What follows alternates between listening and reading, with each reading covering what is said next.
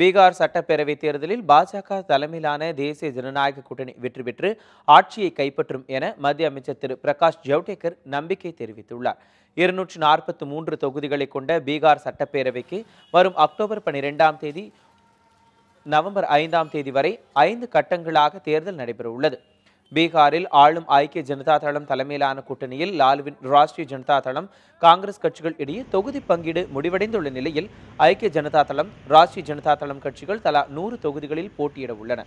இந்நிலையில் பாஜக கூட்டணியில் இடம்பெற்றுள்ள ராம்விலாஸ் பாஸ்வானின் லோக் ஜனசக்தி, மாஞ்சியின் இந்துஸ்தானி அவாமி மோர்ச்சா, உபேந்திர குஷ்வாவின் RLSB ஆகிய கட்சிகள் இடையே தொகுதி பங்கீடு தொடர்பாக உடன்பாடு எட்டப்படுவதில் தொடர்ந்து இழுபறி நீடிக்கிறது. தொகுதி பங்கீட்டை இறுதி செய்வது குறித்து ஓரிரு நாட்களில் அறிவிப்பு வெளியாகும் என தகவல்கள் வெளியாகியுள்ளன. இதுகுறித்து செய்தியாளர்களிடம் பேசிய மத்திய அமைச்சர் திரு பிரகாஷ் ஜவடேகர், கூட்டணியில் இடம்பெற்றுள்ள கட்சிகளுடனான தொகுதி பங்கீடு பிரச்சினைக்கு விரைவில் தீர்வு காணப்படும் என்று தெரிவித்தார். பீகார் தேர்தலில் பாஜக தலைமையிலான தேசிய ஜனநாயக கூட்டணி வெற்றி பெற்று பாஜக நிச்சயம் ஆட்சியை கைப்பற்றும் என்றும் அவர் நம்பிக்கை தெரிவித்துள்ளார்.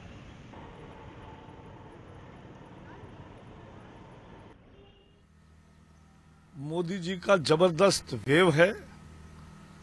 बिहार विकास चाहता है, जंगल राज वापस लाना नहीं चाहता है और इसलिए बिहार में भारतीय जनता पार्टी के नेतृत्व में राजग की जबरदस्त सफलता होगी, विजय मिलेगा और बिहार परिवर्तन के लिए तैयार है और बिहार परिवर्तन की ओर जाएगा और बिहार में एक विकास के नए परिसीमन तैयार होगा।